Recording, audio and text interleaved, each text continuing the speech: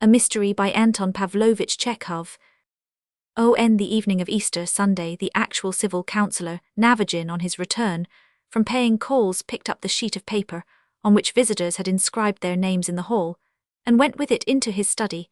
After taking off his outer garments and drinking some seltzer water, he settled himself comfortably on a couch and began reading the signatures in the list. When his eyes reached the middle of the long list of signatures, he started, gave an ejaculation of astonishment, and snapped his fingers while his face expressed the utmost perplexity.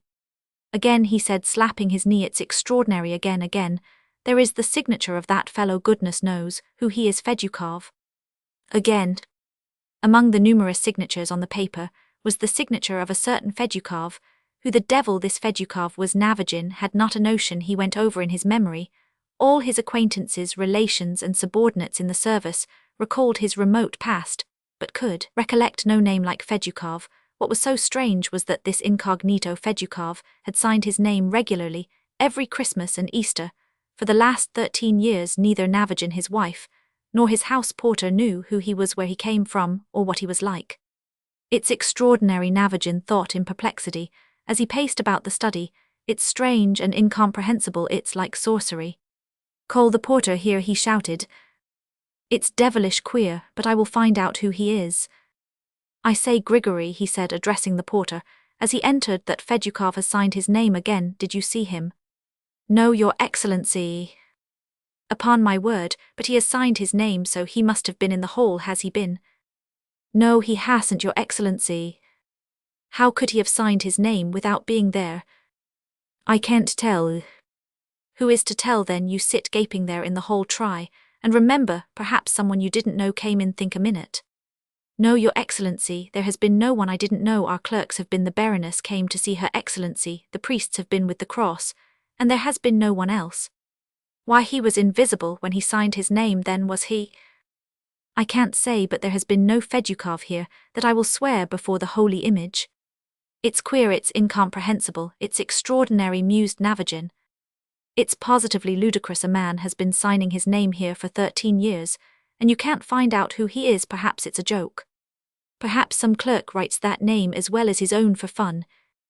And Navagin began examining Fedyukov's signature. The bold, florid signature in the old-fashioned style with twirls and flourishes was utterly unlike the handwriting of the other signatures.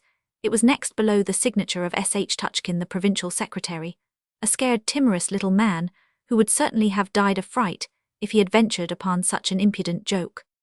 "The mysterious Fedyukov has signed his name again," said Navagin, going in to see his wife again. "I fail to find out who he is." Madame Navagin was a spiritualist, and so for all phenomena in nature, comprehensible or incomprehensible, she had a very simple explanation. "There's nothing extraordinary about it," she said. "You don't believe it, of course, but I have said it already, and I say it again. There is a great deal in the world that is supernatural, which our feeble intellect can never grasp. I am convinced that this Fedyukov is a spirit who has a sympathy for you. If I were you, I would call him up and ask him what he wants." "Nonsense, nonsense." Navagin was free from superstitions, but the phenomenon which interested him was so mysterious that all sorts of uncanny devilry intruded into his mind against his. Well, all the evening he was imagining that the incognito Fedyukov was the spirit of some long-dead clerk who had been discharged from the service by Navagin's ancestors, and was now revenging himself on their descendant, or perhaps it was the kinsman of some petty official dismissed by Navagin himself, or of a girl seduced by him. All night Navagin dreamed of a gaunt old clerk in a shabby uniform, with a face as yellow as a lemon, hair that stood up like a brush, and pewtery eyes. The clerk said something in a sepulchral voice, and shook a bony finger at him, and Navagin almost had an attack of inflammation of the brain. For a fortnight he was silent and gloomy, and kept walking up and down and thinking. In the end, he overcame his skeptical vanity, and going into his wife's room, he said in a hollow voice, "Zina, call up Fedyukov." The spiritualistic lady was delighted. She sent for a sheet of cardboard and a saucer, made her husband sit down beside her, and began upon the magic rites. Fedyukov did not keep them waiting long. "What do you want?" asked Navagin. "Repent," answered the saucer. "What were you on earth's?" "A sinner." "There you see," whispered his wife, "and you did not believe." Navagin conversed for a long time with Fedyukov, and then called up Napoleon Hannibal Askachensky, his aunt Klavdia Zaharovna, and they all gave him brief but correct answers full of deep significance.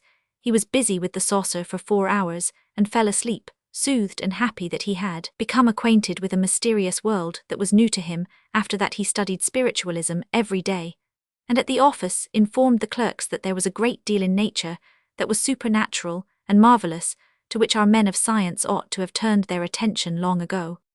Hypnotism, mediumism, bishopism, spiritualism, the fourth dimension, and other misty notions took complete possession of him, so that for whole days at a time, to the great delight of his wife, he read books on spiritualism, or devoted himself to the saucer table-turning and discussions of supernatural phenomena at his instigation. All his clerks took up spiritualism too, and with such ardor that the old managing clerk went out of his mind, and one day sent a telegram, "Hell Government House, I feel that I am turning into an evil spirit, what's to be done?" Reply paid Vasily Krinolinsky. After reading several hundreds of treatises on spiritualism, Navagin had a strong desire to write something himself. For 5 months, he sat composing, and in the end had written a huge monograph entitled My Opinion. When he had finished this essay, he determined to send it to a spiritualist journal. The day on which it was intended to dispatch it to the journal was a very memorable one for him. Navagin remembers that on that never-to-be-forgotten day the secretary who had made a fair copy of his article, and the sacristan of the parish who had been sent for on business, were in his study. Navagin's face was beaming. He looked lovingly at his creation, felt between his fingers how thick it was, and with a happy smile said to the secretary, "I propose, Philip Sergeevich, to send it registered, it will be safer." And raising his eyes to the sacristan he said, "I have sent for you on business, my good man. I am putting my youngest son to the high school, and I must have a certificate of baptism. Only could you let me have it quickly?" "Very good, Your Excellency," said the sacristan, bowing. "Very good, I understand. Can you let me have it by tomorrow?" "Very well, Your Excellency, set your mind at rest. Tomorrow it shall be ready. Will you send someone to the church tomorrow, before evening service? I shall be there. Bid him ask for Fedyukov, I am always there." "What?" cried the general, turning pale. "Fedyukov?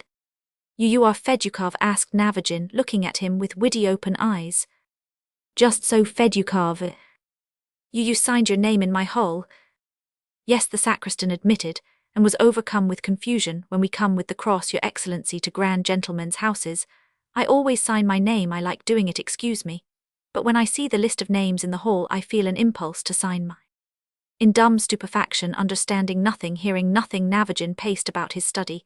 He touched the curtain over the door, 3 times waved his hands like a June premiere in a ballet. When he sees her, gave a whistle and a meaningless smile, and pointed with his finger into space. "So I will send off the article at once, Your Excellency," said the secretary. These words roused Navagin from his stupor. He looked blankly at the secretary, and the sacristan remembered, and stamping his foot, irritably screamed in a high breaking tenor, "Leave me in peace, leave me in peace.